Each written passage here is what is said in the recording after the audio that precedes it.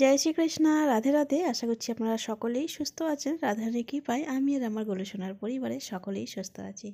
তো দর্শন করো তোমাদের প্রিয় গোলুবাবুকে, কিশোরী মাকে এবং সকল ভগবানকে, এবং প্রণাম করো যাতে সপরিবারের সকলেই সুস্থ থাকো, এই কামনাই করি। আর এই দেখো আমাদের ছোট ছোট বাবুরা আজকে সিঙ্গার করেছে। অনেক দিন বাদে একটু নতুন বস্ত্রে সিঙ্গার করালাম, খুব একটা টাইম হয় না। আর সকলের বস্ত্র বানাতে বানাতে ওদের আর সময় হয় না যে একটা নতুন বস্ত্র ভেঙে ওদেরকে পরায়।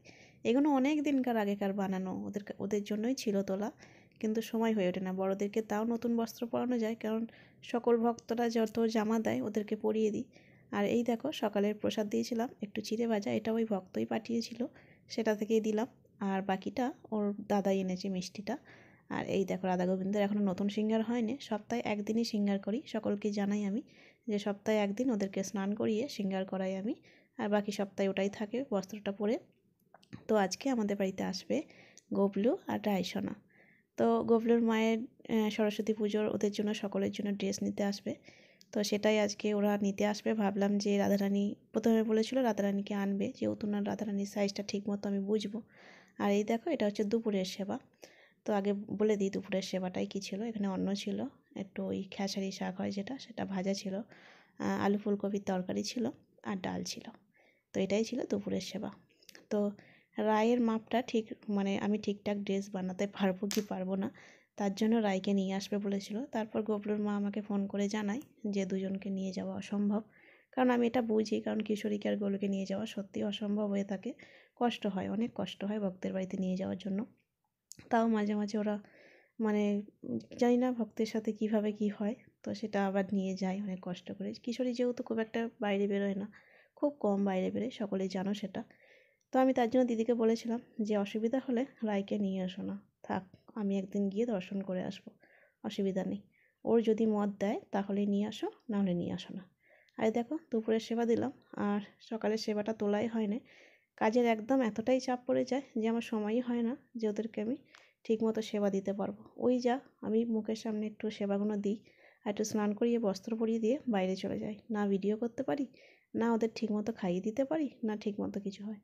তাড়াহুড়োর চাপে যেটুকু পারি সেটুকু খাইয়ে দিই ওদের। আবার কোনো সময় এমনি সামনে রেখে ওদেরকে বলে দিই যে অনেকটা কাজের চাপ আছে বাবা, তোরা খেয়ে নিস, সেই বলেই চলে যায়।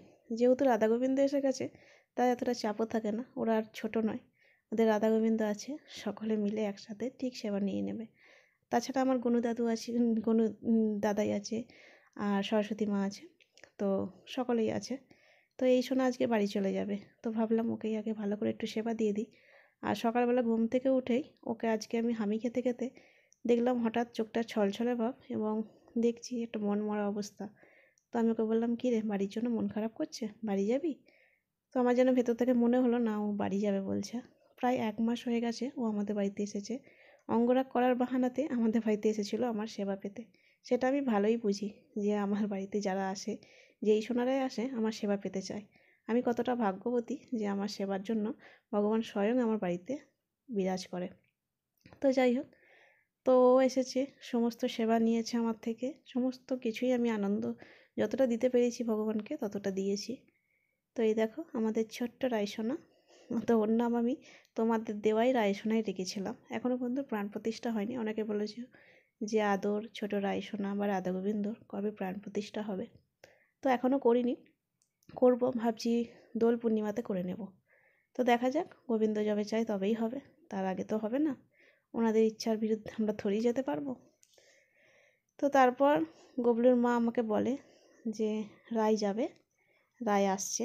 তো আমি বললাম ঠিক আছে, খুব ভালো কথা, রায় যেগুলো নিজে থেকে দর্শন দিতে চাইছে, আসুক রায়।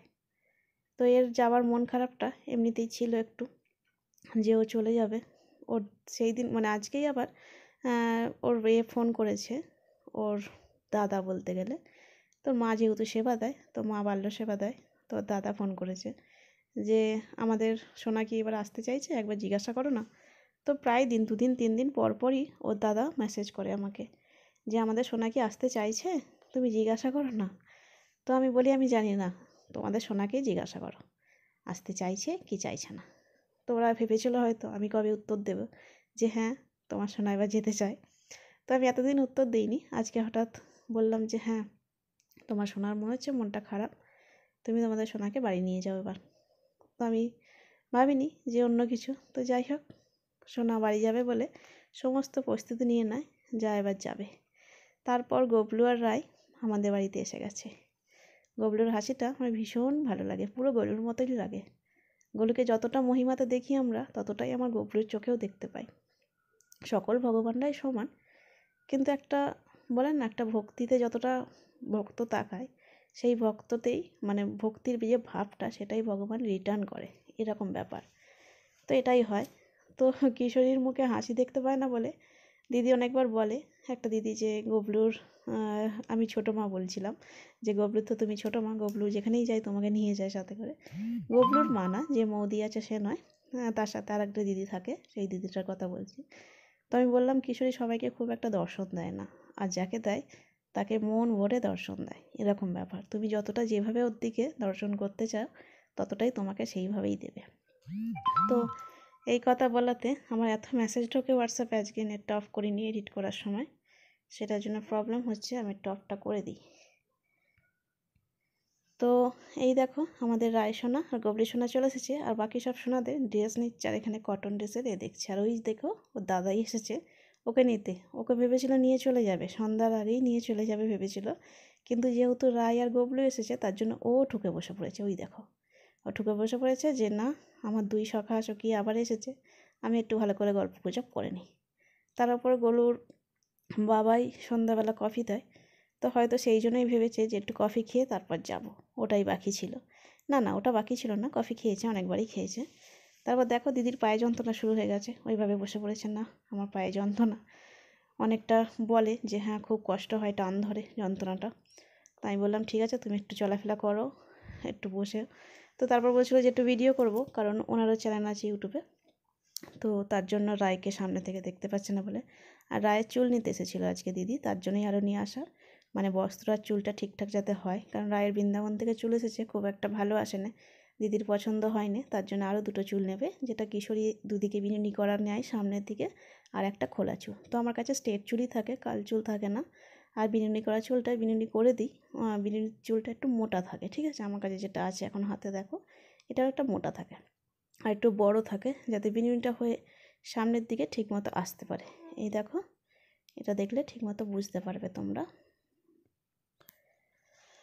এই যে এরকম থাকে। তো এটা দুদিকে এরকম বিনুনি পরে, মোটা মোটা বিনুনি পরে, যাতে সুন্দর থাকে, আর অনেক মোটা চুলটা এটা। আর স্ট্রেট চুলটা একটু পাতলা হয়, খুব পাতলা এমন তা না, কিন্তু মোটামুটি পাতলা, যেটা দুটো বিনুনি হয় সেটা একটা বিনুনিই হবে স্ট্রেট চুলটা। তো এটা ঠিকমতো কাটিং করে আমি ভেবেছি রায়ের জন্য বানিয়ে দেবো, যেহেতু এখনও আছে। তো রায় এখন থাকবে বলে কোনো কিন্তু কিছু ভাবে না, ওরা এসেছিলো জাস্ট দেখানোর জন্য, সমস্ত কিছু নিয়েই এসেছে। আর গবলু তো ভগবান যা মনে মনে ভেবে নেবে সেটাই তো হবে। গবলু মনে হয় মনে মনে ভেবেই নিয়েছিল আজকে গলুর বাড়িতে থাকবে এবং আমার কাছে সেবা নেবে। তো তার জন্য গবলু বাসি সাথে, সমস্ত কিছু সখীকে সাথে সব কিছু নিয়ে এসেছে। সখী আসবে না ভেবেও কিন্তু সখী সাথে এসেছে। তো তারপর মৌদি পুরী যাবে 14 তারিখে, আমাকে জানায় যে আমি পুরী চলে যাব। ততক্ষণ আমাদের আমি ভাবিনি যে ওনাদের থাকতে। তো তারপর বলে যে আমি পুরী চলে যাব। তো আমাকে বললো যে রায়কে আমার শাশুড়ি মাই দেখবে, তো হয়তো দুজনকে স্নান করাতে পারবে কি না পারবে, যেহেতু বড় গোপাল কষ্ট হয় বয়স্কদের, তো তার জন্য আমাকে ভাবনা চিন্তা করে বলছিল। তো আমিও বলছিলাম যে তাহলে কি করবে, আমার কাছে রেখে যাবে নাকি? বলছে না না, গবলুর বাবা বলেছে যে নিয়ে চলে আসতে। আমি প্রথমে ওটাই ভেবেছিলাম, কিন্তু গবলুর বাবা যেহেতু বলেছে তার জন্য নিয়ে চলে যাবো। আমি বললাম ঠিক আছে, যদি অসুবিধা হয় তাহলে নিয়ে চলে যাও, কোনো অসুবিধা নেই। কারণ ভগবান যদি ঘরে না থাকে না, ভীষণ পরিমাণে কষ্ট হয়, ফাঁকা লাগে জায়গাগুলো। আমি সেটা ভালো মতন বুঝি, আমি সেই জন্য কোনো ভগবানকে আটকে রাখি না। কিন্তু মনে মনে আমি গবলুকে বলছিলাম, কী রে থাকবি না, তোর বাবাই রাখতে চায় না, তো কী করা যাবে বল, চলে যা, আমি আবার তাড়াতাড়ি যাবো দর্শন করতে, আর নাহলে তুই আসবি আমার কাছে যদি আমার সময় না হয়, কারণ সময়টা আমারই হয় না। আমি মনে মনে ভাবলেও সবাইকে মিস করি, লালা লালিকে, কেশুকে, সৃজনদের, সবাইকে বলতে গেলে, সৃজন, ননি, গবলু, সবাইকে মিস করি। তো যাওয়ার উপায় নেই, এতটা কাজের প্রেশার পড়ে যায়, এবং ভক্তরা এমনভাবে ড্রেসের অর্ডার দেয় যেন মনে হয় সেই ভগবানগুলো আমার হাতের ড্রেস পরতে চায়। বেশিরভাগ ভক্তরা না গোপাল হাতে নিয়ে আমাকে ফটো দেয় বা গোপালের ছবি দেয়, জানো তো দিদি এই ড্রেসটা একটু বানিয়ে দেবে, বা এই ড্রেসটা একটু বানিয়ে দেবে এই শোনার জন্য। তো আমি ওদের দিকে তাকিয়ে 2 মিনিট ভাবি যে না, অর্ডারটা নেবো না এখন, এখন অনেকটা কাজের প্রেশার, একা পারি না, শরীরটাও অসুস্থ লাগে, কষ্ট লাগে। একজনকে রেখেছি কাজের জন্য, কিন্তু ওকে না সমস্ত কিছু কাটিং করে দিতে হয়, ও কিছুই কাটিং করে না, পারে না, চেষ্টাও করে না কখনো। আমি বলি যে চেষ্টা তো করো কাটিংগুলো শিখে নেওয়ার, তো শেখে না। যাই হোক, সব কাটিং করে দিতে হয়। তারপর আমার নিজের ড্রেস যেগুলো আমি নিজে বানাই, তো সেইগুলোও কাটিং করে বসে পড়ি, এরকম ব্যাপার। সারাদিন ধরে সকাল থেকে শুরু হয়, সেবার রান্না ফান্না শুরু হয়ে সমস্ত কিছু দুপুরের রান্না কমপ্লিট করে ফেলি 12টার মধ্যে। তারপর থেকে সেই যে কাজ শুরু করি প্রায় বিকেল হয়ে যায়। তো তারপর সন্ধ্যাবেলা আবার একটু ওর দিকে কাটিং করাই, মানে যেহেতু উনি আমার যে কাজ করে সে সকালবেলা আর সন্ধ্যাবেলা আসে। তো তারপর ওদের কাটিং ফাটিং করে দিয়ে আবার আমার জব করার থাকে, ওদের সেবা থাকে, আবার সন্ধ্যাবেলা একটু রাত্রের দিকে আবার কাজ করতে বসি। তারপর যাদের অর্ডার করা, মানে অর্ডারগুলো হয়ে গেছে কমপ্লিট কাজ করা, তাদের আবার প্যাকিং করা, আবার কোরিয়ার দিয়ে আসা, ডিসপ্যাচ করা, সমস্তটাই একার হাতেই করতে হয়। মাঝে মাঝে গলুর বাবাই করে, কিন্তু আবার আমাকে টেনে নিয়ে যায়, মানে একা গিয়ে কোনো কিছুই করে না, আমাকে যেতে হয়, এরকম ব্যাপার। আর মাঝে কোনো দিন যদি অর্ডার নাও থাকে, যদি ভাবি যে আমার কাছে এখন 10-15টা অর্ডার আছে, আমি একটু রেস্ট পাবো হয়তো, কিন্তু না, সেটাও আমার হয় না, কারণ বড় বাজার ছুটতে হয়, যে অন্যান্য কাপড়গুলো না তুললে পরের বারে কোনো কালেকশন আর দেখাতে পারবো না, সেই জন্য। আর আগের তুলনায় এখন প্রায় অনেক কাস্টমার হয়ে গেছে। গলুর এত ভক্ত আছে যারা আমার হাতের ড্রেস পরিয়ে তাদের গোপালদের ভীষণ পরিমাণে ভালো লেগেছে, আর তারা আমার হাতের ছাড়া কোনো ড্রেসই পরতে চায় না। মেসেজ করলেই তারা বলে, দিদি তোমার হাতের ছাড়া অন্য কোনো ড্রেস আমাদের ভালো লাগে না, বা আমার গোপুলরা পরতে চাই না গলুরা। তো আমি বলি ঠিক আছে, এমন মায়ার বদনে আমাকে কাজ দিয়েছো, রাধারানী স্বয়ং আমাকে কাজ দিয়েছে, আর কি করব, দায়িত্ব নেওয়াতেই হবে। রাধারানীর প্রিয় মানুষের আমাকে বস্ত্র বানাতে হয়।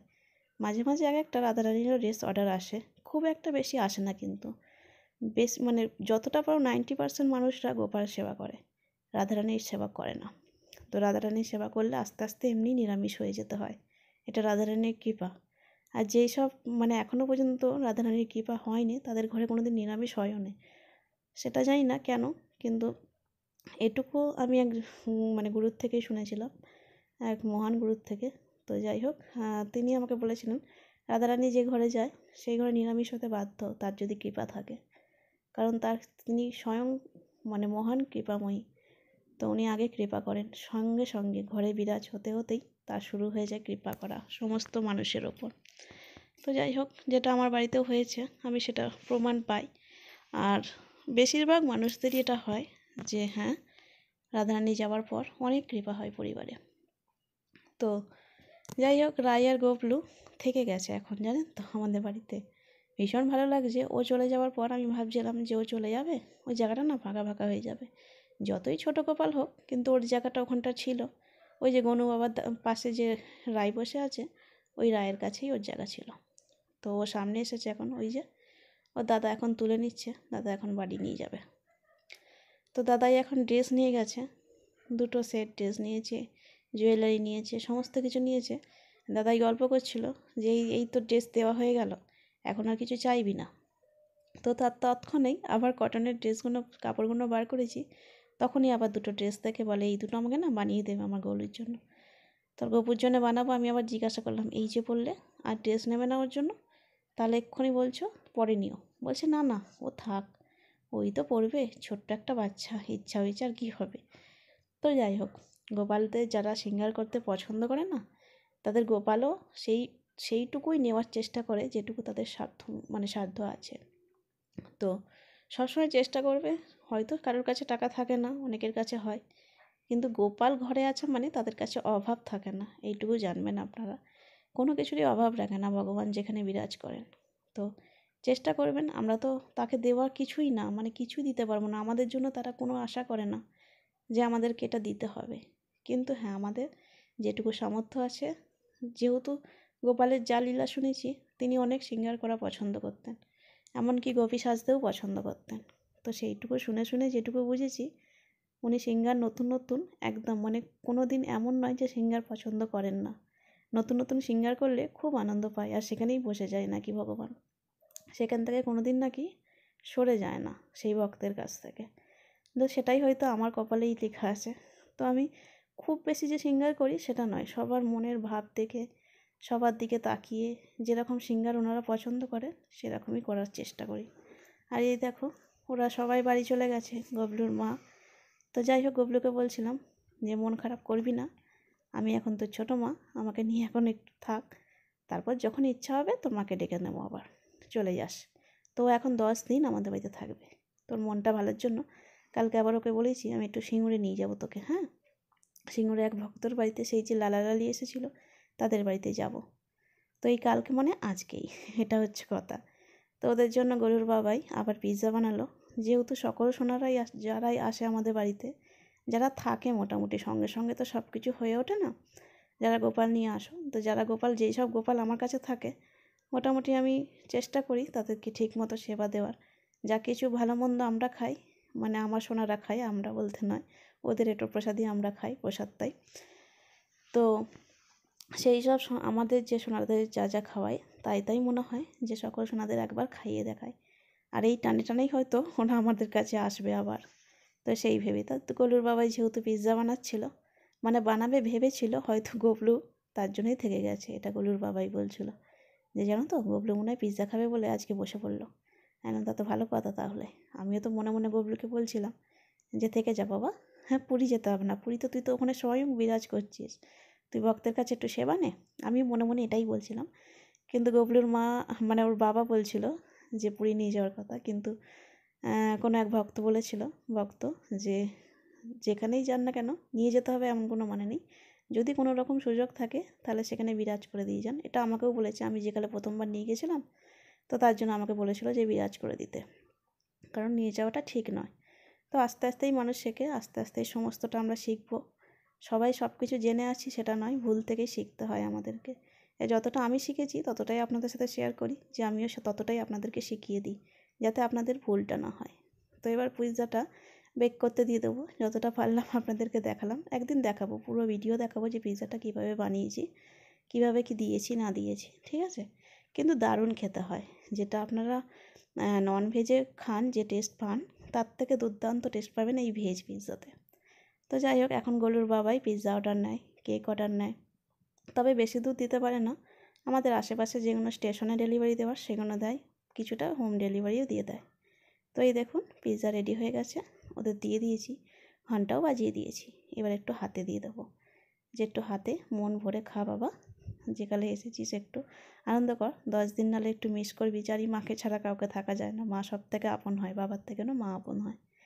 তো যেটুকু পারবো তোদেরকে আনন্দে রাখবো, তোরা সব কিছু ভেবেচিন্তেই আমার কাছে থেকেছিস। তো যাই হোক, আমি তো জানিস কতটা কাজ করি, কাজের কতটা চাপ থাকে, কতটা টাইম দিতে পারি, কিন্তু আগের থেকে একটু বেশি টাইম দেবো এই ঘরটাতে, মানে আমার গলুর ঘরে। তো যাই হোক, আজকে ভিডিওটা এই পর্যন্তই।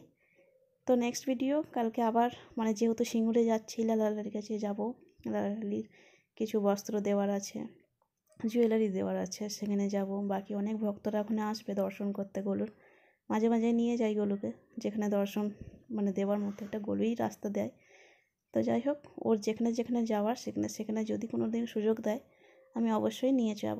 আর যাদের অনেক দূর বাড়ি, যারা বলেই যাও যে গলু কবে আসবে আমাদেরকে দর্শন দেবে, খুব তাড়াতাড়ি দেবে দেখবে। তো যদি আমিও না যেতে পারি, গলু ঠিক তোমাদেরকে টেনে নিয়ে আসবে। তারপর এবার মৌদি বলছিল যে আমি কোনখানটা কীভাবে ঘুম পাড়াই সবাইকে। এবার মৌদির চিন্তাও থাকবে যে আরও দুজন যেকালে আছে, যেহেতু গলু আর কিশোরী বড় বড়, তো এবার রায় আর গবলু কীভাবে শোবে। তো ভাবলাম ভিডিওতে একটু দেখিয়ে দিই, কারণ ওরা ছেলেমেয়েরা মিস করবে না, কষ্ট হবে। তো আমি তার জন্য আজকে ওদের শোবার বিছনাটাও কীভাবে করি না করি, কীভাবে শোয় না শোয়, একটু ভিডিওটা দিয়ে দিচ্ছি। দেখুন, এই যে খাওয়া হয়ে গেছে, প্রসাদ দর্শন করে নিই। দর্শনই করাতে পারবো, যতক্ষণ না আপনারা আসছেন ততক্ষণ প্রসাদ কিন্তু দিতে পারবো না। আর এই দেখো ছোট ছোট সোনারা শুয়ে পড়েছে, আর এই বালিশগুলো সবই ওই আরামবাগের ওই কাকিমা দিয়ে গেছিলো গলুকে, তখন গলু একা ছিল। এখন যেহেতু কিশোরী এসে গেছে, কিশোরী সইছে। তো কিশোরী রাত্রে চুলটা খোলে না জানেন, মাঝে মাঝে সিঙ্গারও খোলে না, মানে ওরকমই রেখে দেয়, খুব একটা সিঙ্গার পছন্দ করে না, কিন্তু চুলটাকে সবসময় রেখে দেয় কাছে। এই যে গবলু যেহেতু ছোট গলুর থেকে, আর এ তো একদম ছোট্ট রাইসোনা, অনেক কিউট অনেক কিউট। তো তো আমাদের রায়সোনা না আমার যে আগে রাধারানী এসেছিলো গলুর সখী তার মতো পুরো সেম দেখতে। আর আমি রায়সোনাকে দেখেই বলছিলাম যে তুই দুদিন সেবা নিয়ে না আমার থেকে। আমি কি করেছি, একটু তো থাকতে পারিস আমার কাছে, তো থেকেই গেল। আমি খুব আনন্দিত। যাই হোক, আজকের ভিডিওটা এই পর্যন্তই। ভালো থাকবেন, সুস্থ থাকবেন, নিজেদের খেয়াল রাখবেন, আর পারলে অপরকেও সাহায্য করবেন। আর এখনও পর্যন্ত যারা আমার চ্যানেলটি সাবস্ক্রাইব করেননি তারা প্লিজ সাবস্ক্রাইব করে নেবেন এবং পাশে থাকা বেল আইকনটি ক্লিক করে নেবেন, যাতে আমি যে কোনো ভিডিও পোস্ট করলে আপনাদের কাছে সঙ্গে সঙ্গে নোটিফিকেশান পৌঁছায়। তো আজকে আসি, কাল নতুন ভিডিও নিয়ে আবার দেখা হবে। রাধে রাধে।